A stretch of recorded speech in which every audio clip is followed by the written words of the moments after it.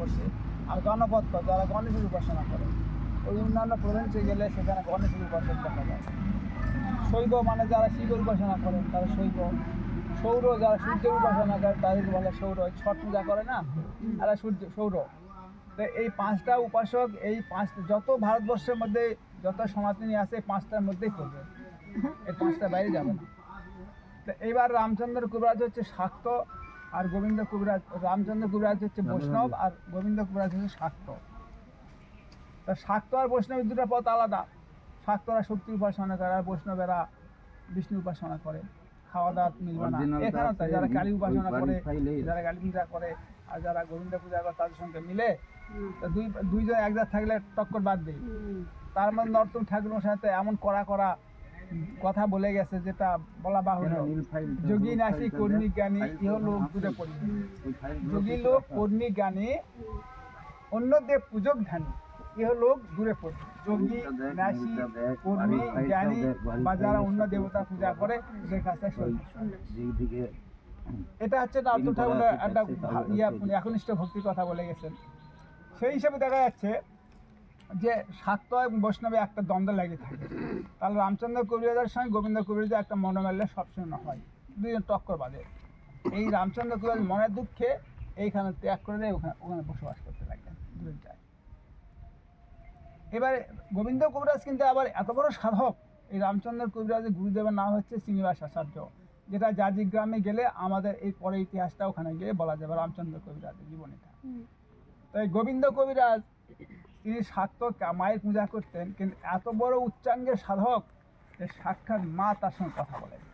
চারটিখান সাধক নয়, সাক্ষাৎ মা, সেই মা কালী, সেই আদ্যাশক্তি মহামায়া, তিনি সাক্ষাৎ ওই তার সাধনায় সন্তুষ্ট হয়ে গোবিন্দ কবিরাজের সঙ্গে কথা বলতেন।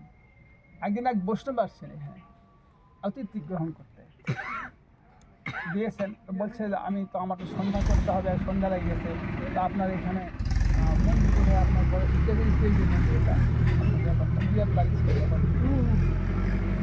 তখন বৈষ্ণব মন্দিরে যায়, দেখে যে ওই মন্দিরে ভোগ দেওয়ার জন্য সব যারা সেবায় ছিলেন তারা সব জোগাড় করে দেখে সুন্দর করে মিঠাই, মিষ্টান্ন, ফল মূল, পুরি, লুচি, বহু কিছু সাজায় রাখছে।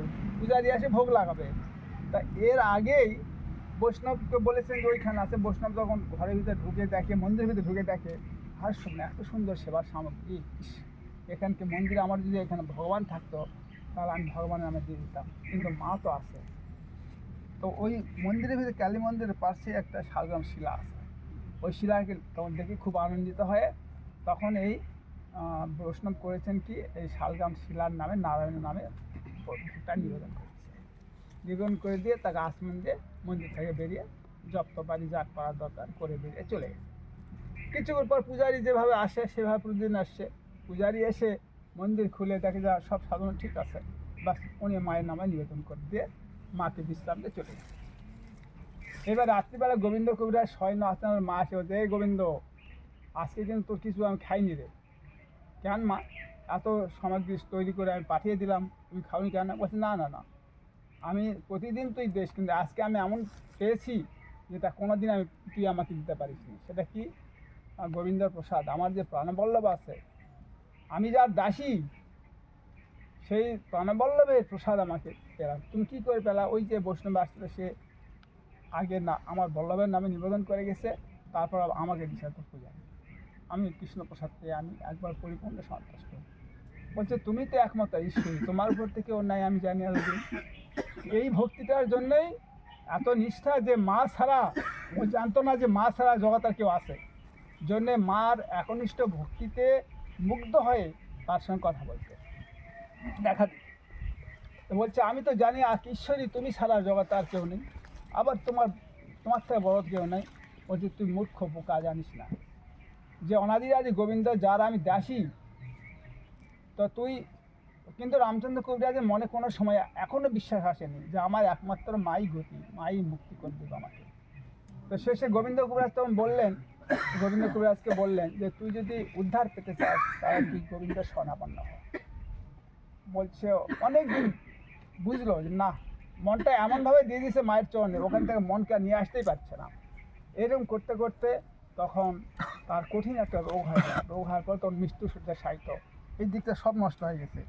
এখানে অর্থাৎ জীবনটা এখানে ইয়া করছে, টপ টপ টপ করছে, মৃত্যু এখনই হয়ে যাবে। ওই সময় আসে বলতেছে, আবার মা আসে দেখাতে বলছে, গোবিন্দ এখনও সময় আছে, তুই এখনও বৈষ্ণব হয়ে যা, গোবিন্দের শরণাপন্ন হ, গোবিন্দের শরণাপন্ন হ। এই কথা বললেন। তখন বলছে, তখন তার মনের ভিতরে একটু পরিবর্তন হওয়ার পর তখন ওই যে ছোটো ভাই রামচন্দ্র কবিরাজ বৈষ্ণব যাকে অবহেলা করেছে, তাকে তিরস্কার করেছে গোবিন্দ কবিরাজ প্রতিনিয়ত, হ্যাঁ বৈষ্ণব প্রতিনিয়ত তিরস্কার করতো। শাক্ত শৈবদের, শাক্তরা বৈষ্ণবদেরকে তিরস্কার করেই, এটা এখনো করে। এবার তখন করলেন কি, তখন রামচন্দ্র কবিরাজকে রাতারাতি ডেকে পাঠান, লোক পাঠিয়ে দিলেন। রামচন্দ্র কবিরাজ এসে বললেন, ভাই আমি খুব ভুল করেছি, তোকে অনেক অপমান করেছি, না বুঝে তুই ক্ষমা করে দিয়ে, তুই আমার উদ্ধারের জন্য মা এখন আমাকে বললো তুই তাড়াতাড়ি করে তোর গুরুদেবকে যেখানে আছে সেখানটাই নিয়ে আয়। আমি আমাকে সংস্কার করলেন, মন্ত্র করলেন। রাতারাতি সেই গুরুদেবকে শ্রীনিবাস আচার্যকে রামচন্দ্র কবিরাজ তো নিয়ে আসেন। পরদিন সারা রাত্রের মধ্যে সকালবেলা এসে হাজির হলেন। মানে এখন তো চলে যাবে, থাকবে না তো, এইখানে মৃত্যুর আগে দেখবেন আস্তে আস্তে কিন্তু চলে যায়, এখানে টকটকায়, তারপরে এখানে আসলে বাস চলে গেল। এইবার করলেন কি, শ্রীনিবাস আচার্য এসে তখন দেখছেন যে রামচন্দ্র গোবিন্দ কবিরাজের দুই নয়নের জল পড়ে যাচ্ছে। তখন তাড়াতাড়ি করে তখন ওই গোবিন্দ কবিরাজের কানে তখন শ্রীনিবাস আচার্য মন্ত্র, যেমন মন্ত্র প্রদান করলেন, হরিনাম প্রদান মহামন্ত্র প্রদান করলেন, সঙ্গে সঙ্গে গোবিন্দ কবিরাজ উঠে বসলেন। উঠে বসেই তখন একটা পদ যায়, এই যে পদটার কথা বললো, ভজ হরে মন শ্রীনন্দের নন্দন অভয় চরণারিন্দরে শীত আত বাত বলি ক্ষণ এদিন জামিনী জাগিবে। মানে কি শীত, কি গ্রীষ্ম, কি বর্ষা, এগুলো সব জেগে বলছে যে গোবিন্দের ভজন করো। বৃথায় সেবন কৃপণ দুরজন চপল সুখ লাগিয়ে, অর্থাৎ বৃথায় সেবন কৃপণ দুরজন, মা হচ্ছে মাকে কৃপণের সঙ্গে তুলনা করলো। আমি এতদিন ভর তার সেবা করলাম, আর সে এমন কৃপণ যে আমাকে শেষকালে আর উদ্ধার করতে পারলো না।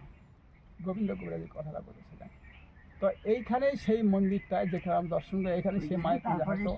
এই মায়ের কৃপাতেই গোবিন্দ কবিরাজ বৈষ্ণব হয়েছে। তো এই জন্য আমরা মায়ের কাছে প্রার্থনা করি যে গোবিন্দ কবিরাজকে যেরকম কৃপা করে কৃষ্ণ ভক্তি দান করেছিলেন, আমাদেরকে যেন কৃষ্ণ ভক্তি দান করেন, আবার যেন এখানে নিয়ে আসে, আবার দর্শন জয় গৌর।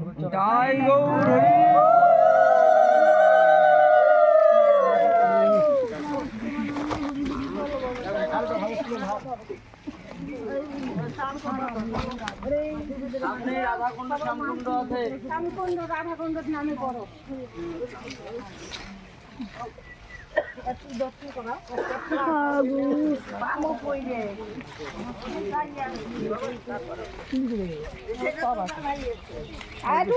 চলে গেছে আগে।